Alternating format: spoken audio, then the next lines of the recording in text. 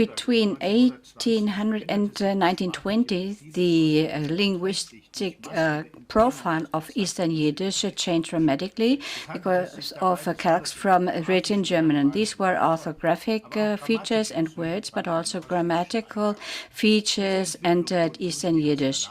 This development was initiated by Haskalah, and by trivial literature socialism was continued. The aim of German interference was that there was an impact. So the change of Yiddish by German was characterized by individual words. Erfahrung, der Setzen, Drohung, vergiften, verheiratet, verraten, verwenden, fast, vielleicht, Pflicht, vorgestern, frech, Gefahr, Hochzeit, Kampf, Lesen, mehrere, Mond, mossgebend, Mund, anwesend, Rache, Schriftsteller, stufenweis, Trotz, zeggern oder zeggern sich, unbegreiflich, unterschiedlich und sorgfältig. But there are also words connecting with Western civilizations such as education, progress, Bildung, Fortschritt, Sprachzeitung, and internationalism such as were also borrowed. So the lexicon of the Eastern Yiddish is divided into three parts. First, Germanic, that means High German, about 70%. Next slide, please. Secondly, Semitic, that's to say Hebrew, to a smaller part, and Aramaic, about 20%. And thirdly, Slavic, primarily Polish and Ukrainian, and to a smaller degree also White Russian and Russian, about 10% altogether. High German means the common pre-stage of High German and Middle and New High German. In the Eastern Yiddish, there are, for example, words still existent which are considered obsolete in German for centuries. For example, Schwiegermutter, Edem, Schnur, Schwiegertochter, Vetter as uncle, and Mumme as Tante, and the verbs beiden, tauschen, enttorn dürfen.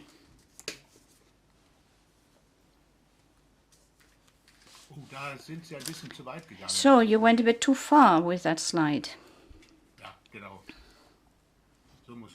That's how it should be.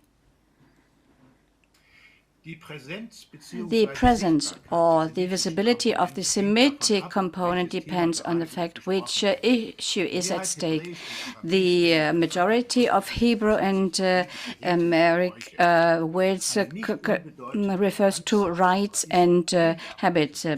But there is something missing. Chutzpah, Schos, Mies, Hargenen, Schmusen, Affile. Even.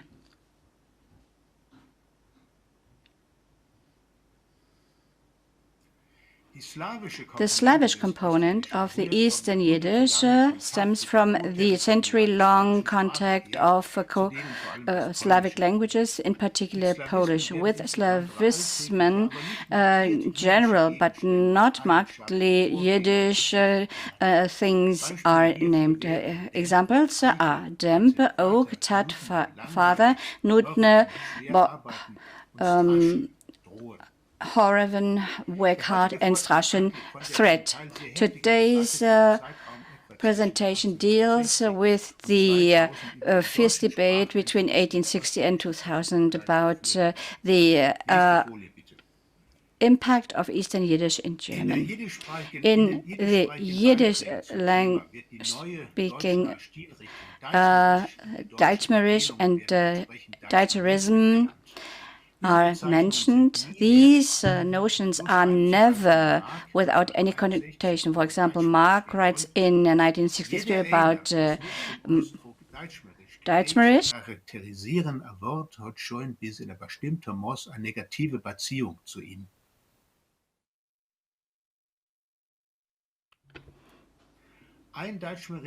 One Daytshmerism is not an arbitrary German calque word, but it is sometimes even a negative foreign object that needs to be avoided to enter the language. And in order to avoid confusion, it is necessary to distinguish between Germanisms and Daytshmerisms.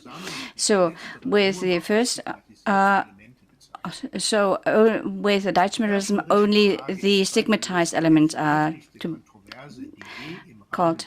So this is the most violent debate that has ever been waged. Next slide, please. In the discussion that took place outside the US, 4 positions need to be differentiated. Due to the special social conditions in the USSR, the position of Yiddish studies in the USSR needs to be looked at in particular. I come back to that. So let's have a look at the adversaries.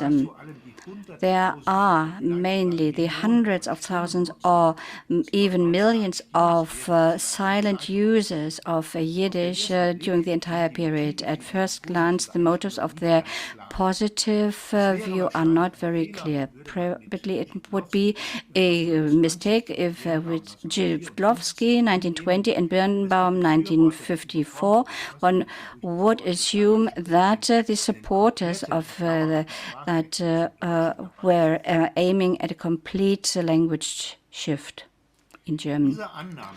This assumption contradicts the fact that the supporters of Eastern Yiddish in German was never really considered. They considered Yiddish as a jargon that needs to be improved and embellished by being adapted to contemporary German. Here, a comparison with post-colonial decreolization processes comes up, where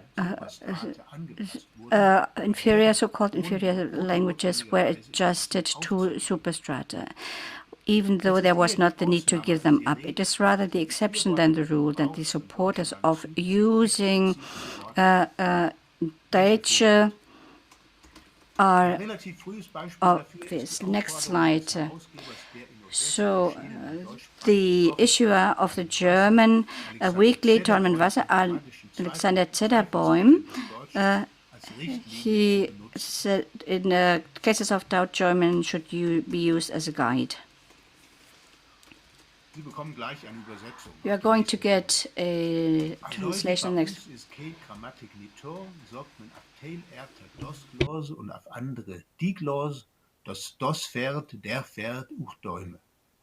In a selche Fell halten mir sich wie möglich an der deutscher Sprache. Was schadet es, wenn man wenigstens in die Bücher einloschen haben? Wenigstens wollen sich alle verstehen.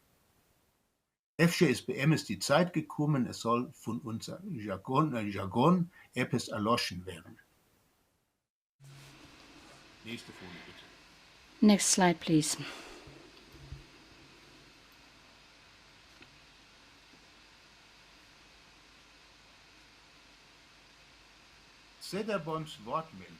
Zederbaum's comment about Germans is preceded by the resisted in the 2 decades of the 19th century that started to establish.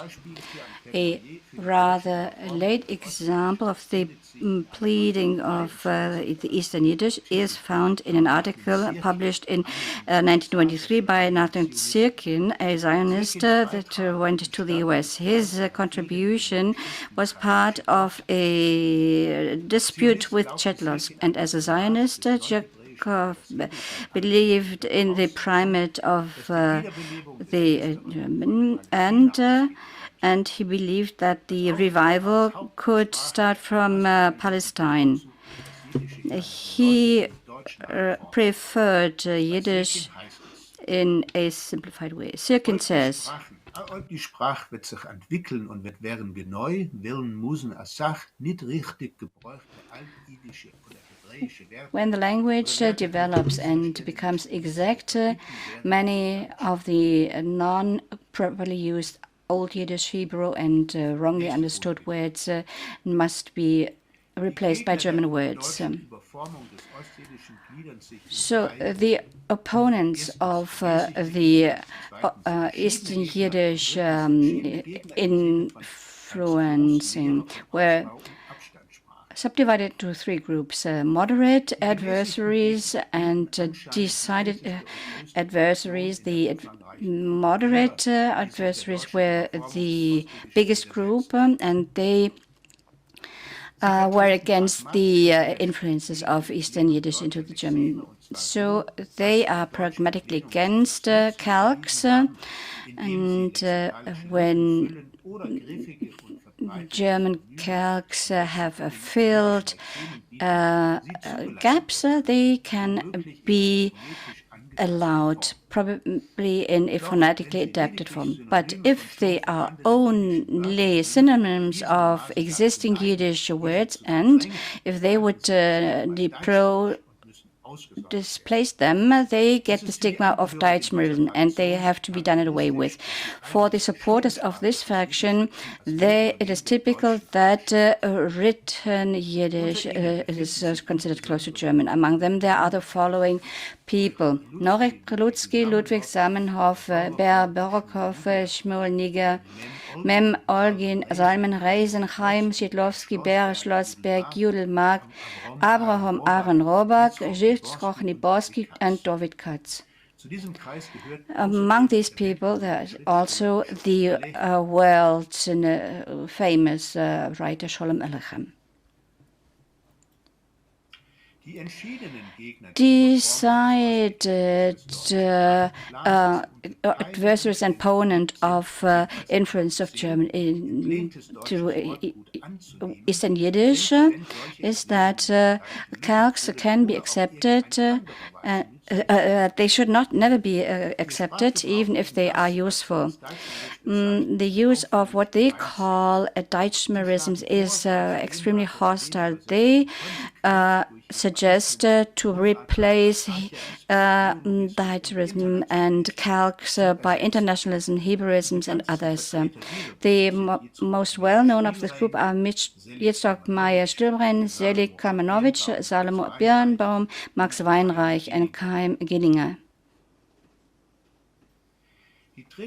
The third and last group only comprises two names, Motke Schechter and Uriel Weinreich. They are also against every compromise as the representatives of the previous group, but they are even more resistant by the theory of Abstand and Ausbausprachen. They are very much interested in freeing Jiddish lexicon by German words, and also to enrich it by those elements that could make Yiddish very practical. At least in the eyes of some critics, this is considered extreme. So this criticism can be agreed to, as some of these new words cannot be considered as neologisms because they were invented by these people and they are not widespread. At this point, a word is necessary about the position of Soviet Yiddish studies. It was pragmatic and maintained its position during the entire time when there was an active Yiddish language community in the USSR. German calques and morphemes did not only consist in the writings of Soviet Yiddish people, but they continued even later in works that were published until the collapse of the USSR. Probably the Soviet Yiddish experts to which until 1939 also Polish experts belong, they rather focused on reducing the number of Hebrewisms, and that was not that position was not upset by the Second World War. So now let me talk about the opponents of the German influence of Yiddish. They are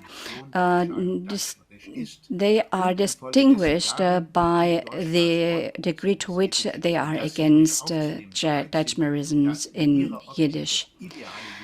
And they have an idea of the ideal Yiddish, which varies among the groups. But if you give a closer look to that, you see that none of them can get by without German calques. In 1938, there was some mockery about these forms compared to the authentic Loschen. So the debate are varying in respect of objectivity and detailedness. Among the studies, there are comprehensive studies of the phenomenon by Mark and David Katz, but most attempts to describe it, in particular of the Yiddish experts of the pre-war times, do not get above purist opinions. Bochum, one of the most important Yiddish language planners, he is fully aware of the polemic character of his work. He says, of all sciences, philology plays the biggest role in the national awakening of suppressed peoples. Philology is more than a language science. It is not an empty theory for scholars, for couch potatoes, but indeed it is a practical guide for the people. So the idea of linguists as objective scientists was not taken for granted.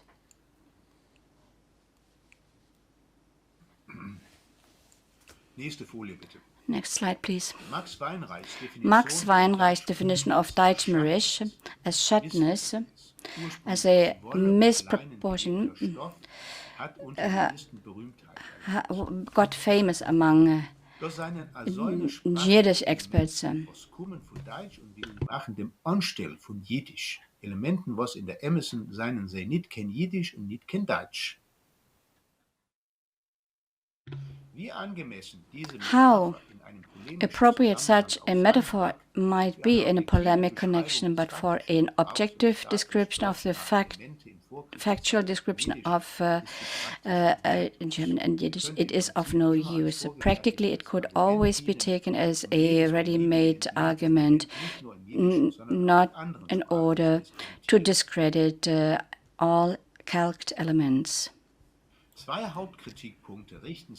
Two major points of criticism are about the Daytshmerist style. First, it says that there are hardly any distinctions between Daytshmerisms and Germanisms. And secondly, the authors of the articles in question do not manage to elaborate linguistic criteria by which German calques could be more or less surely defined. Without such a definition, it's up to the discretion of each individual anti-Daytcherist to really decide whether the word is a calque.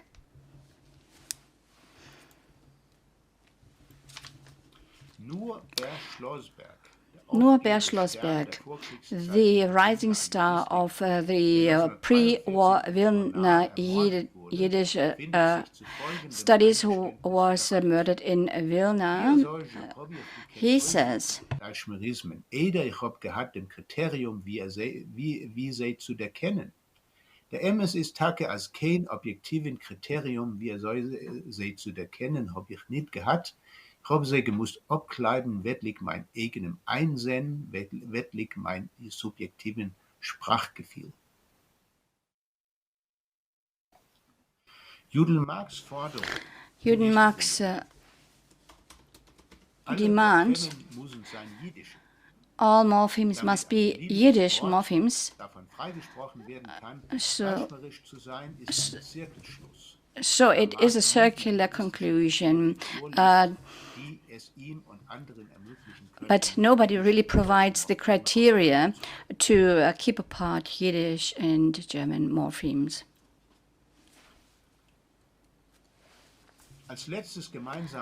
The last common feature of all contributions to the discussion about the phenomenon Daytshmerism, I would like to mention that the rejection of German calques of various types are generally not to be connected with a general rejection of the German language and the German people, but the German, as it is also called, it is the language of evolution. Schechter called it that way in 1986, and Chaimnovich also said so, that is a gracefulness, the language of German. Psychologically, the fight against German close elements can be considered as a separation. The opponents of the influence of German in the Eastern Yiddish, they were afraid that it would be completely absorbed by its original language, but they did not wish to cut the historical bonds between German and Yiddish, or to break up these bonds and links. Due to the successful work of Jevo in the time between the wars and afterwards, the standard Yiddish was freed from the most obvious German elements that had entered the language in the previous 150 years. Among the anti-Daytshmerists, the question remained controversial to what extent German as a language could be taken up in Yiddish. But when the connections of the Yiddish global community started dissolving over the past decades, and the number of competent Yiddish mother tongue speakers, German mother tongue gained importance. The last major dispute took place between Motke Schechter and David Katz in the 1990s. When Motke Schechter died in 2007, it found its end. I thank you.